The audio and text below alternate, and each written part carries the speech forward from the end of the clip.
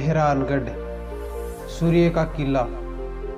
जोधपुर विश्व भर में नीली नगरी के नाम से जाना जाता है। सदियों पहले यहाँ के ब्राह्मणों ने अलग दिखने के लिए अपने ग्रहों को नीले रंग में रंगवा दिया था और ये नीले रंग की परंपरा आज भी बरकरार है। जोधपुर मारवाड़ साम्राज्य की राजधानी था, जो वर्तमान में राजस्थान का एक जिला है। 20वीं सदी की शुरुआत में मारवाड़ करीबन 1 लाख स्क्वायर किलोमीटर में फैला था, यानी कि आज के स्विट्जरलैंड व नीदरलैंड के मिले जुले क्षेत्रफल से भी बड़े भाग में। मारवाड़ थार रेगिस्तान के एक बहुत बड़े भाग पर फैला था। पूर्व और पश्चिम की कीमती चीजें मध्य एशिया और यूरोप के बीच मौजूद ग्रेट ट्रेड रोड से यहीं से होकर गुजरती थी।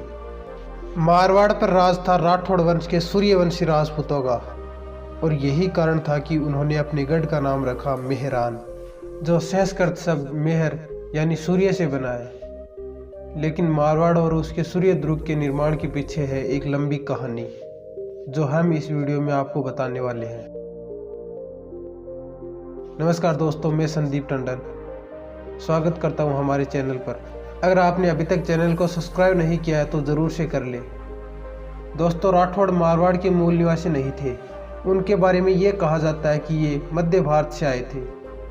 राव सिंह जी इस वंश के संस्थापक थे। राव सिंह जी अपने सारे समाज के साथ मारवाड़ में आए थे। ये बात करीब 800 साल पहले की मानी जाती है। ये पहले कन्नौज में रहा करते थे, लेकिन जब अफगान हमलावर मोहम्मद गोरी ने कन्नौज पर आक्रमण किया तो इन्हें कन्नौज को छोड़ना पड़ा। एक पेंटिंग के मुताबिक ये कहा गया है कि 1226 में वो एक नई जिंदगी की तलाश में पश्चिम की ओर निकले थे। कई वर्षों तक इधर उधर भटकने के बाद वो मारवाड़ पहुंचे और समय के साथ वो वहां पर राज करने लगे और शासक बन गए। सन 1459 में राठौड़ राव जोधा ने मेहरानगढ़ किले का निर्माण शुरू करवाया, क्योंकि राव जोधा को यह लगने लगा कि अगर राठौड़ वंश का वर्चस्व कई वर्षों तक चलाना है तो वो समय आ गया है कि राठौड़ वंश के लिए एक राजधानी और एक किला बनवाया जाए। उन्होंने अलग अलग इलाकों में तफ्तीश शुरू की। आखिर उनकी नज़र एक पहाड़ी पर पड़ी, जिसका नाम चिड़िया टुक यानी कि पक्षियों का पहाड़ था। चारों ओर रेगिस्तान में वो एक ऊंची मीनार की तरह खड़ा था। चिड़िया टुक पहाड़ 400 फुट ऊंची चढ़ाई वाला पहाड़, जो रणनीतिक रूप से बेहतरीन था। लेकिन इस पर किला बनाना इतना आसान नहीं था, क्योंकि इस पर किला बनाने का मतलब था कि इस विशालकाय पर्वत से लाखों टन चट्टानों की कटवाई। फिर शुरू हो गई इंसान और पहाड़ के बीच की जंग। मारवाड़ में रहता था खंडवालिया समाज, जिसके पास होता था एक खास हुनर। यहाँ के लोग पत्थर को खंड भी कहते हैं, और खंडवालिया समाज इन खंडों के बड़े ही अच्छे जानकार थे। स्थानीय ज्ञान और बहुत ही कम औजारों से शुरू हुआ पहाड़ की कटाई का काम। खंडवालिया लोग पत्थर को ठोक कर ही पता कर लिया करते थे कि पत्थर ठोस है या उसमें दरार है। ये खंडवालिया लोग आवाज़ सुनकर पत्थर की दरारों का पता लगाने का हुनर पीढ़ियों से सीख रखा था।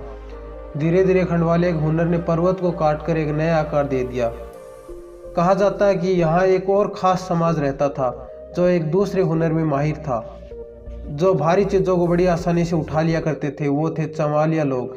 मेहरानगढ़ किले को अंजाम तक पहुंचाया चमालिया लोगों की कड़ी मेहनत ने। दोस्तों, हैरान करने वाली बात तो यह है कि किले का कोई ड्राइंग या नक्शा नहीं था। इसका निर्माण उनके अपने ज्ञान पर आधारित था। इस किले के अंदर शाही खानदान के अलावा एक बड़ी और चौकन्नी सेना भी रहती थी। दुश्मन को दुर्ग से दूर रखना सबसे ज़रूरी काम था। इसकी मोटी दीवारें तोप के गोलों का भी सामना कर सकती थी। मेहरानगढ़ की ऊंचाई राजनीतिक सुदूरता के साथ साथ दूर तक निगरानी की भी क्षमता देती थी। 5 सदियों से भी ज़्यादा 25 राठौड़ राजाओं के अधीन मेहरानगढ़ का स्तर और खूबसूरती दोनों बढ़ते गए। लोगों का यह मानना है कि यह किला केवल विशाल ही नहीं, बल्कि इसके अंदर एक नाजुक दिल भी है। महल, खूबसूरत बाग, कला, यह राजपूताने की शान की एक अनोखी और अनुपम मिसाल।